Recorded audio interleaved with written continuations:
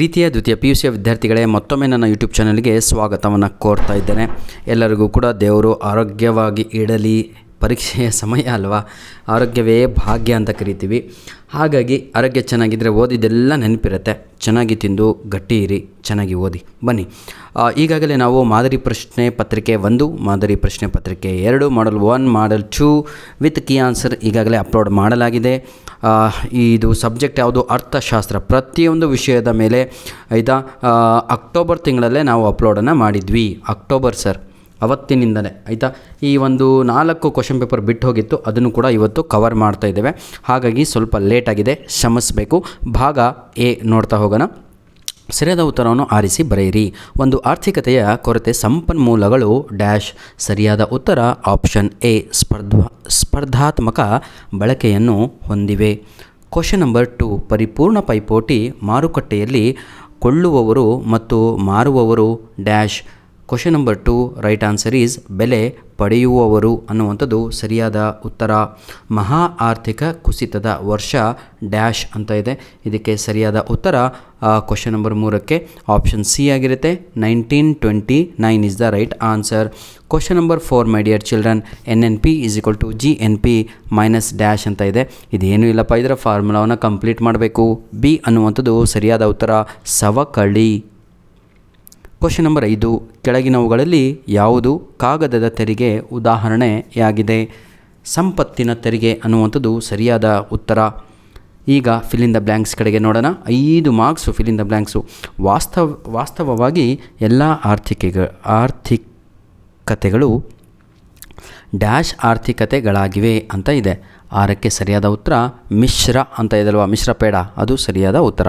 Question number 7, ಶ್ರಮದ ಮಾರುಕಟ್ಟೆಯಲ್ಲಿ dash ಶ್ರಮ ಪೂರೈಕೆದಾರರಾಗಿರುತ್ತಾರೆ ಅಂತ ಇದೆ. ಅದಕ್ಕೆ ಏನಂತೀರ, ಕುಟುಂಬಗಳು ಅನ್ನುವಂಥದ್ದು ಸರಿಯಾದ ಉತ್ತರ. ಕ್ವಶನ್ ನಂಬರ್ 8, ಡ್ಯಾಶ್ ಸರಕುಗಳು ಉತ್ಪಾದನೆಯ ಯಾವುದೇ ಮುಂದಿನ ಹಂತಗಳಲ್ಲಿ ಹಾದು ಹೋಗುವುದಿಲ್ಲ ಅಂತ ಇದೆ. ಕ್ವಶನ್ ನಂಬರ್ 8ಕ್ಕೆ ಸರಿಯಾದ ಉತ್ತರ ಅಂತಿಮ ಸರಕುಗಳು ಅನ್ನುವಂಥದ್ದು ಸರಿಯಾದ ಉತ್ತರ ಆಗಿರುತ್ತೆ. ಕ್ವಶನ್ ನಂಬರ್ 9, ಭಾರತದಲ್ಲಿ ನಾಣ್ಯಗಳನ್ನು ಡ್ಯಾಶ್ ಚಲಾವಣೆ ತರುತ್ತದೆ ಅಂತ ಇದೆ. ಭಾರತದ ಸರ್ಕಾರ. ಹೌದಲ್ವ, ಭಾರತ ಸರ್ಕಾರನೇ ನಾಣ್ಯಗಳನ್ನು ಚಾಲ್ತಿಗೆ ತರುವಂಥದ್ದು. ಗುಣಗಳ ಗಾತ್ರವು ಡ್ಯಾಶ್ನ ಮೌಲ್ಯಗಳನ್ನು ಅವಲಂಬಿಸುತ್ತದೆ. MPC ಅನ್ನುವಂಥದ್ದು ಸರಿಯಾದ ಉತ್ತರ ಆಗಿರುತ್ತೆ.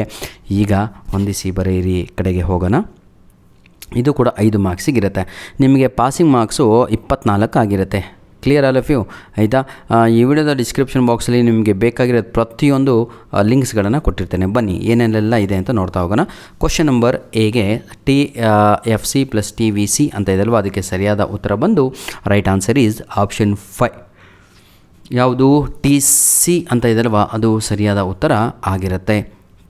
ನೆಕ್ಸ್ಟ್ ಕ್ವಶನ್ ನಂಬರ್ 2, ಪೈ ಅಂತ ಇದಲ್ವ, ಪೈಗೆ ಸರಿಯಾದ ಉತ್ತರ TR - TC ಅನ್ನುವಂಥದ್ದು ಸರಿಯಾದ ಉತ್ತರ ಆಗಿರುತ್ತೆ. ಕ್ವಶನ್ ನಂಬರ್ ಡಿ, ಆಯಿತಾ, ಸಿ, ಕಚ್ಚಾ ಸರಕು ಅಂತ ಇದಲ್ವ, ಅದಕ್ಕೆ ಮಧ್ಯವರ್ತಿ ಸರಕು ಅನ್ನುವಂಥದ್ದು ಸರಿಯಾದ ಉತ್ತರ. ಕ್ವಶನ್ ನಂಬರ್ ಡಿ, ಅದಕ್ಕೆ ಸರಿಯಾದ ಉತ್ತರ ತೇಲುವ ಯಾವುದು? ಕ್ವಶನ್ ನಂಬರ್ ಡಿ ಅಂಡಮ್ ಸ್ಮಿತ್, ಅದಕ್ಕೆ ಕಾಣದ ಕೈ ಕಾರ್ಯಾಚರಣೆ. ತೇಲುವ ವಿನಿಮಯ ದರ ಅದಕ್ಕೆ ಸರಿಯಾದ ಉತ್ತರ ಬಂದು ಬದಲಾಗು ವಿನಿಮಯ ದರ ಅಂತ. ನೋಡಿ ವಿದ್ಯಾರ್ಥಿಗಳೇ, ಉತ್ತರಗಳನ್ನು ನೀಡುವಂಥದ್ದು ನನ್ನ ಉದ್ದೇಶ ಅಲ್ಲ.